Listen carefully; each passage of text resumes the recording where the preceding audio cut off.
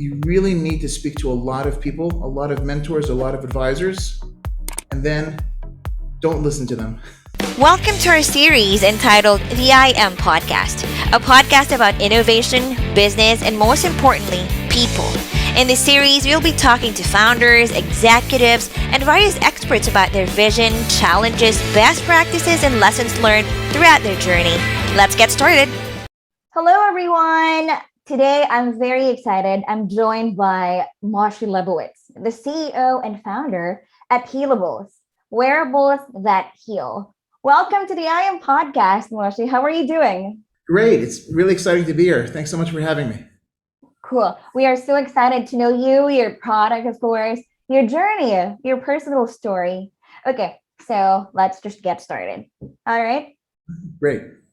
If there are investors and to everyone listening and watching us right now, could you give us your elevator pitch? Sure. So we're Healables, wearables that heal. And what we do is we treat the mind and the body together because that's the complete person. We know from computers that computers have hardware and they have software, and they need both to work. And it's the same thing with the human being.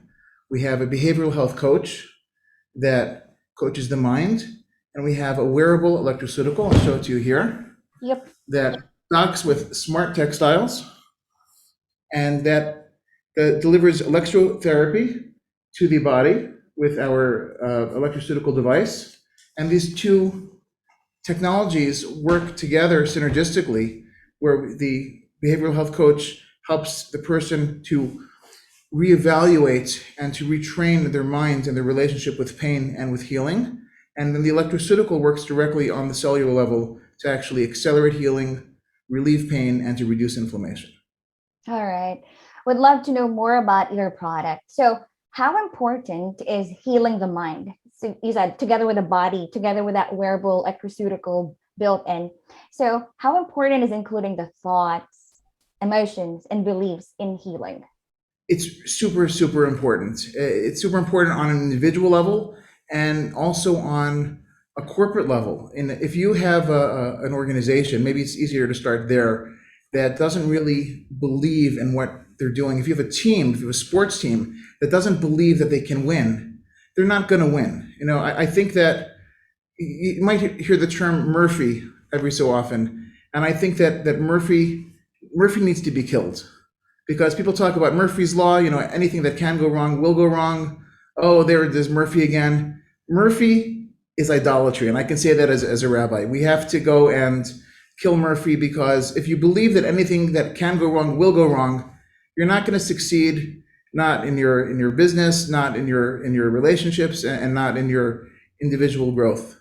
So I think that it really all starts with your beliefs and, you know, believing in God and believing in yourself and believing that we can move forward, and that then trickles down into the emotional system and into the physical system. And when we have everything working together and is optimized, then that's really what healing is about. And I think that's the next evolution that we're going to see in wellness, and we're beginning to see it already now, of the importance of wellness and behavioral health as part of the overall health system. And I think that technology like, you know, apps and can really be a big part of that healing, because with an app, it can help to coach you to reinstate and to reimagine and to really enhance and to correct mistaken beliefs like Murphy that we I like that. I remember the quote, like, whatever your mind can conceive, your body can achieve. So it's really a great battle in the mind. Okay. Exactly. That's beautiful. Whatever the mind, what did you say? Whatever the mind can conceive, the body can achieve. That's beautiful. Okay, yes. And there's a lot of mental health awareness campaigns going on around, especially during this time of difficult times, right? Exactly. And, you know, even, you know, we're all affected by Corona in different ways. But part of it is not just the inflammation, but it's the anxiety and the depression that comes along with it. And this is something that exacerbates the general health and also weakens the immune system. So by strengthening our emotions, by strengthening our beliefs, by strengthening our minds, we're actually strengthening our immune system. And that's why we need that behavioral health healing as well as the physical healing together. Well, that digital health coach, that app. Okay, I'd love to hear a customer feedback or a user story. Well, I can start with myself, kind of where this came from. 15 years ago, I had a traumatic brain injury, and you go to the doctors and they say, well, there isn't that much. So you start looking around and you start searching. And I came from a very Western background. My father was a medical doctor, and was very, very limited to very medical, evidence-based published papers in terms of what's out there. But when the doctors tell you that they don't have answers for you, then you start expanding and seeing what else is out there. And there's a lot, that we're seeing now in the wellness. There's a lot of things that people are doing that are in development, that some things work, some things don't work.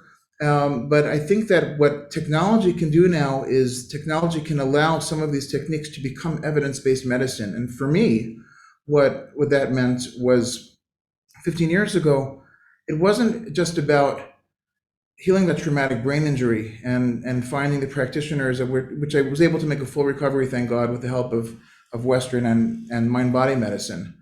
But on top of that, it's about reframing the belief experience. As you say, I think that's just a great theme. Whatever the mind can conceive, the body can achieve.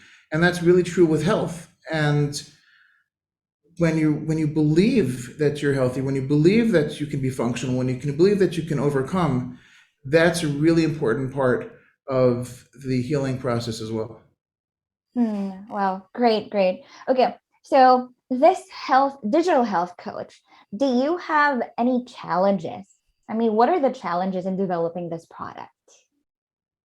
So I think there's always lots of challenges in developing the full solution, the health coach and the electroceutical device. We have the textiles. We have challenges with textiles and textile engineering and manufacturing, and challenges with electroceutical and electronics development and firmware development and software development, and there's no limit to challenges with startups. And then on the behavioral health coach, I think that the biggest challenge is because what we have is an integrative solution, and there are experts in electronics, and there are experts in medicine, and there are experts in psychology, but people tend, to be experts in the field that they know. And how do you take a successful approach to psychology or Jewish psychology or mental health, and how do you build that into an app? And how do you, let's say when you convert a movie, when you convert a book, in the old days, there used to be something called a book. I don't know if people remember what books were, but it was a little thing that had pages, you used to be able to go and open it up and read words. So when a book is a book, and when you convert it to a movie, if you want to be authentic and telling the same story in a 2-hour or 1.5-hour period, you have to convert it to the medium that's best for it. So if what you can do in an in-person therapy with a psychologist has certain perks, but also has a lot of downsides. How often can you see a psychologist? Once a week, maybe at best. What do you do in between sessions? What if the psychologist has an emergency? What if they're having an off day? When you transfer successful therapeutic techniques into the medium of digital health, it's also important to, on the one hand, understand psychology, but on the other hand, to understand the medium of what the advantages are of that medium, and how do we go and use that. So an app can be with you 24/7. An app doesn't get tired of you. An app can have infinite patience and infinite listening ability, and it really takes a team to be able to go and convert these types of technologies and solutions that work into an application. I think we're lucky. Our CTO has, on the one hand, a background in electrical engineering and software development from Johns Hopkins University, but on the other hand, for the last 10 years, he's been the head of a school of Jewish psychology, and he's a therapist, and so he has both that engineering side and the therapeutic side, and he's able to combine them in charting a course for our behavioral health coach that is unique and is able to really take advantage of everything that technology is able to offer us.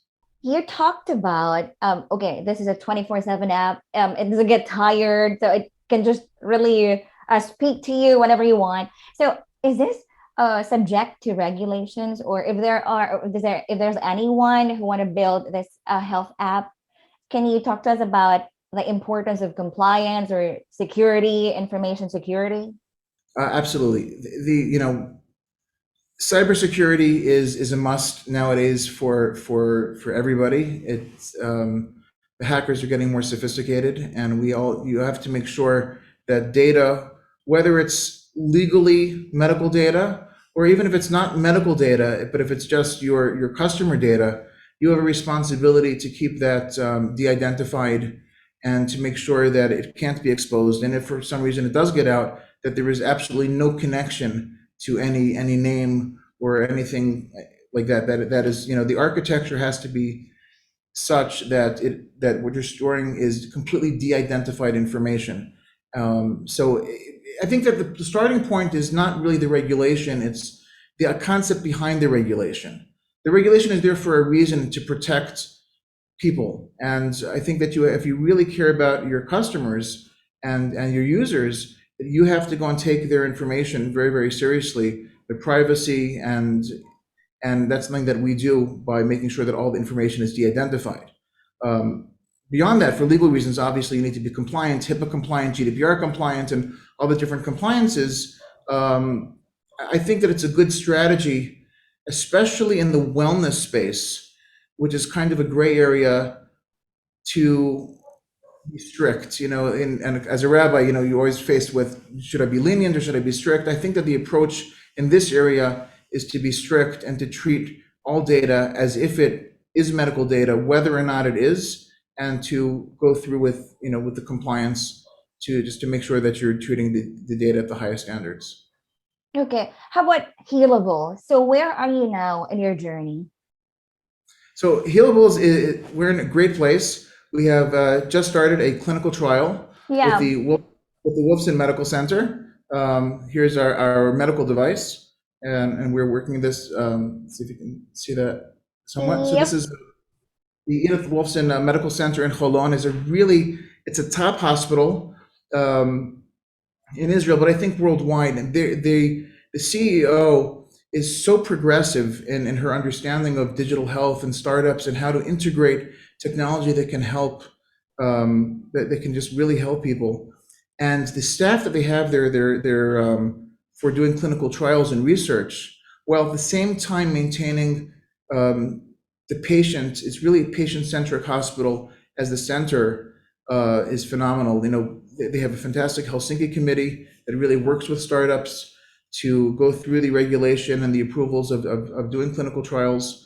So we're doing our first trial again on our first product is for the knee. So we have our electroceutical device that can heal the knee, and that's what we hope to show in this trial. And it's for osteoarthritis patients, not just older patients, but also younger patients that have sports injuries and have osteoarthritis that they've developed after some injuries. So, we're working there with an amazing doctor. Dr. Oz is the head of sports medicine. He's a consultant to the Israel Defense Forces for the infantry soldiers. He sees athletes. He's really a top orthopedic surgeon. And we offer a solution for that really just doesn't exist right now, a wearable, remotely manageable solution that can accelerate healing and get athletes back into the game faster and better, get people that are in the gym and faster. And so we're really excited about that trial. This is really a very interesting product. Yes. What is your vision? I mean, okay, what's the road ahead? How do you envision Healables in the next 10 to 15 years? Healables is an AI company. it may not seem that way right now because we're focused on the material, like literally, the fabric and our conductive stretchable material and everything. But it's a platform for creating data that's going to be analyzed with artificial intelligence. I mean, we already had the Industrial Revolution. Machines beat us on physical labor. Another 10, 15 years, machines are going to beat us in mental labor.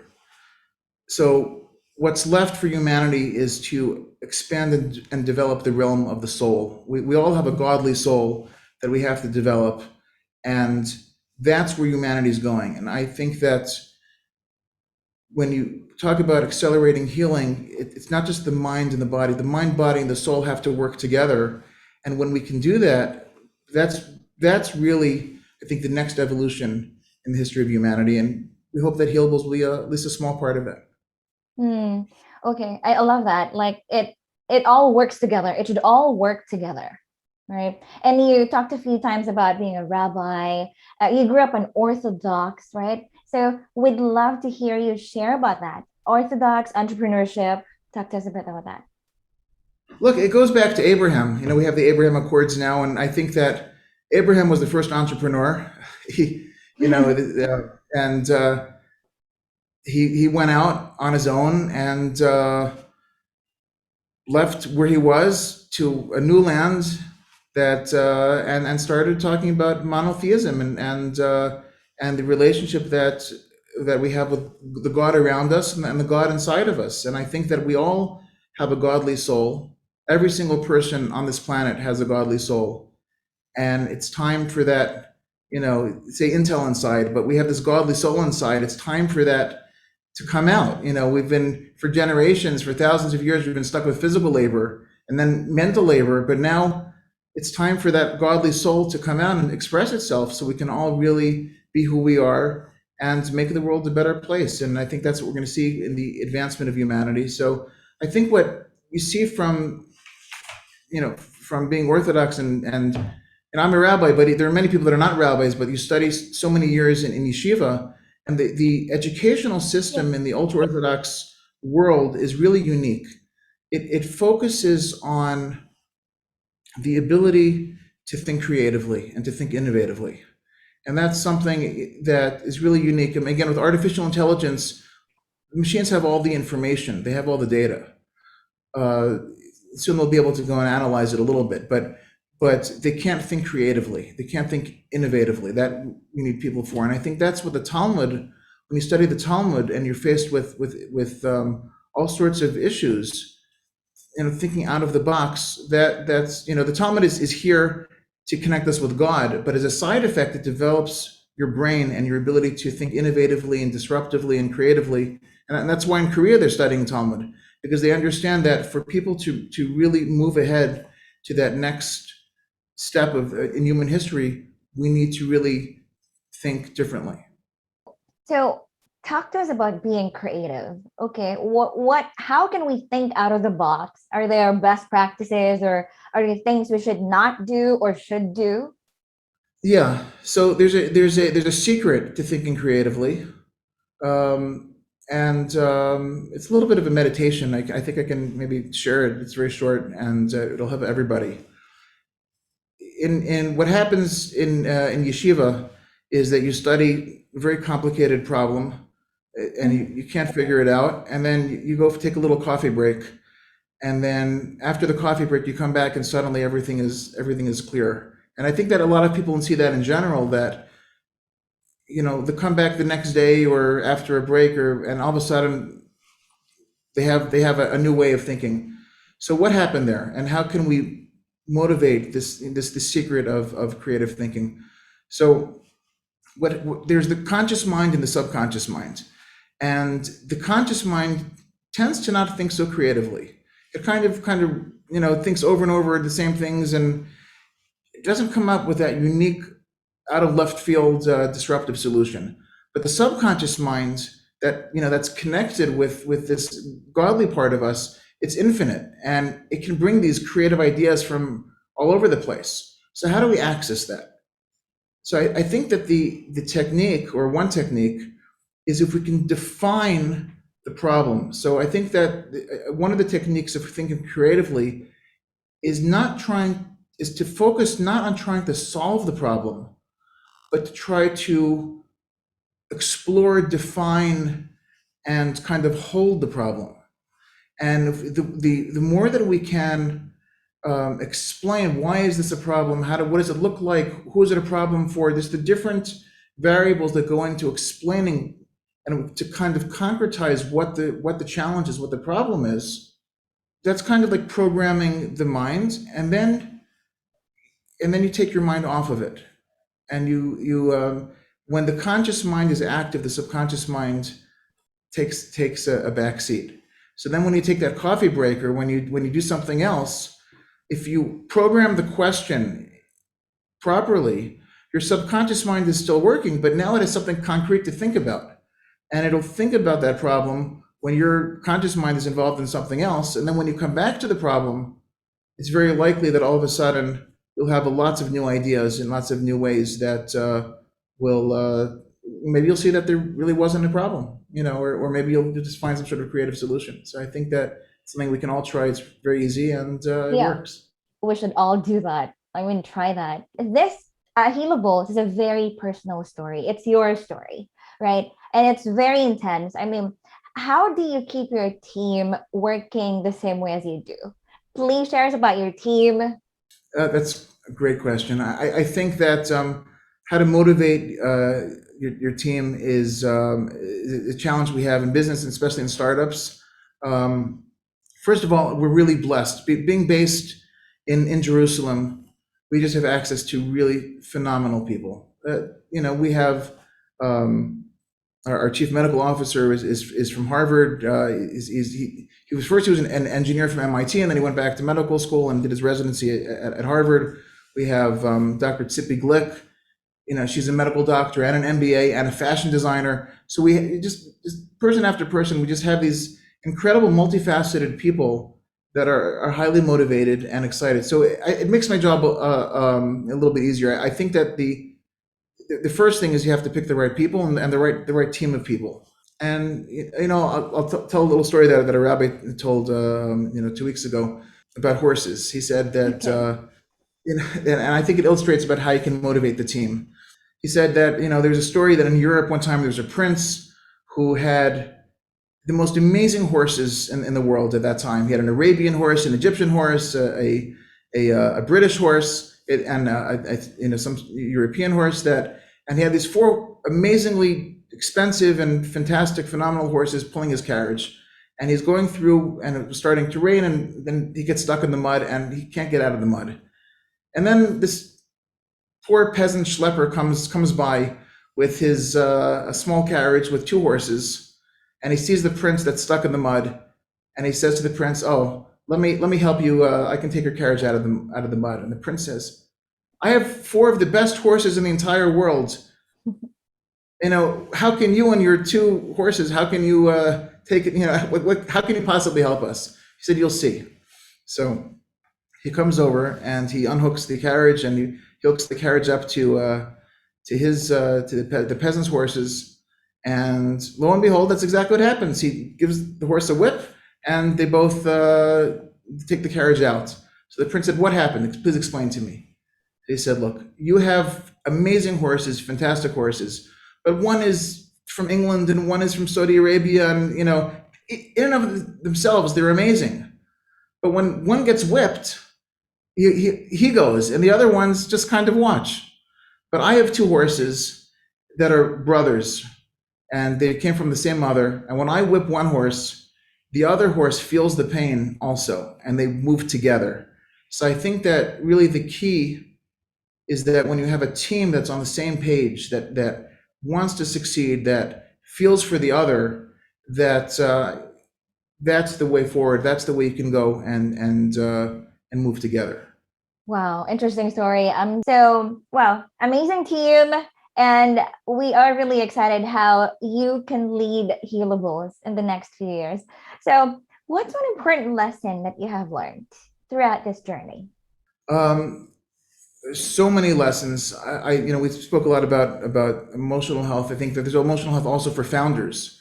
I think that we talk a lot about IQ and patents and new technology, but I think that even more important than IQ is the EQ. Is successful founders have to be able to weather uncertainty, and again, the I think that what we see in Israel, and I think the secret to why Israel is the startup nation with so many startups and so many successful startups, is because I think that Israelis really have a healthier approach to mental health, that for entrepreneurship. That we're okay with failing. If you don't fail, you don't learn. Innovation means risk of failure, means uncertainty, means not knowing. And I think that the secret behind that is, in Hebrew we say emunah, means belief. We are the people of emunah. Jewish history is so rich with so many people that have, believed and kept going through so many challenges. And that belief in that godly part of ourselves that's going to come out and make the world a better place. We all have that, whether you have this, black hat and you're a trained rabbi, or whether you're in Tel Aviv and you don't look like me, but you still have that innate belief that the world can be a better place. Every person has that godly soul, and we have that responsibility to make that place better, to make the world better. And I think that's what we see in Israel. And I think that's really one of the important secrets of success. And I think that you see that spreading throughout the world. I think that the whole world really is looking to Israel as an example of entrepreneurship. How do we do it? And it's very simple. Look inside yourselves, find the godly soul within yourself, and that's going to hold you strong through all the challenges of startups. I think that's definitely one piece. I think the other piece is you really need to speak to a lot of people, a lot of mentors, a lot of advisors, and then don't listen to them. So exactly. It sounds a little funny, because if you want to do something different and innovative and creative, you have to go and listen to yourself. You have to be educated. You have to really speak to professors and speak to all the different and the marketing people and the business people and regulatory, and speak to other founders and speak to everybody that's out there. But you have to understand, why are they saying what they're saying? What is their perspective? How can I hear what they're saying, analyze it, experience it, feel it, and then use what they recommended to guide my own path forward. And you have to listen to yourself. You have to have enough self-confidence to move ahead, because you're the one who's running your startup, and you're responsible. Nobody else is in your shoes, and you're going to get so much contradictory advice. You have to go and plot the course forward. So I think that's so. Ask everybody, but don't listen to what they say word for word. Yeah. But, oh, okay. Wow, that's gold. I mean, talk to them, of course. Yeah, be open to feedback, but of course, you have to know what you want to build at the end of the day. You spoke about failure. I just want to ask, what do you consider as the greatest failure, Moshe? I think the biggest failure is always with people, not with things. Technology works or doesn't work, or whatever. Your car breaks, the air conditioning goes, whatever it is. It's a car. Okay, fine. Maybe it was a Ferrari, but it's a car. But people, I think the biggest failures are when you see the potential in somebody. When you see somebody, let's say a PhD who is a genius, but let's say their EQ, let's say their emotional intelligence is holding them back, and they're afraid. They're afraid to try new ideas. They're afraid to listen to themselves. They're afraid to really be who they are, because their fears are that's the driver of their motivation, more so than their genius and their knowledge and their training. And I think that's the biggest failure, is when people are not able to go and be who they really, really are. Wow, I love that. You are speaking like a rabbi, like a teacher, the godly soul, emotion, the importance of being who you are, everything. Okay, so this is the last statement you have to fill. I am Moshe, your blank founder. How would you love to be remembered, or would you like to be recognized as a founder? How would I like to be recognized as a founder? Mhm. What do you want to be I known for? it's not about me. It's just not about me. I think that there is a responsibility. I have certain knowledge and training, so I have a responsibility to be who I am, and and it's just not about me. It's just about getting this out. If I have knowledge about how to help people, I'll share another a Talmudic story or a really Hasidic story. There was a famous student of the Maggid of Mezrich, from the Ukraine, and his name was Zusha. And they asked Zusha, he said, "What when you go up to heaven, what's going to what concerns you? What are you worried about?" And he said, "I'm not worried if they're going to ask me why I wasn't Moses. Then I'm not worried if they're going to ask me, why I wasn't King David. But I'm worried about if they're going to ask me why I wasn't Zusha. I don't need to be Steve Jobs. I don't need to be Elon Musk. I just need to be Moshe Lebowitz." And I think that that's what I just want to take what the knowledge that I have and help the people that I can help. Wow, that's very soulful. Okay. Thank you very much, and all the best to Healables, Moshe Lebowitz. Okay, thank you. It's a pleasure being here, and I think you really have a fantastic show. I hope that really everybody watches it, because I get inspired seeing your episodes, and I learn a lot, and I really encourage people to tune in. So thank you so much. This podcast is powered by IAMOps.io. Optimize your cloud infrastructure and CI/CD process with IAMOps.io dedicated DevOps team. Check out www.iamops.io and get a DevOps team now. Make sure to check out www.iamops.io if you want to know more about us. Subscribe to our podcast so you can get notified every time we post a new video. Thank you, and you have a great day.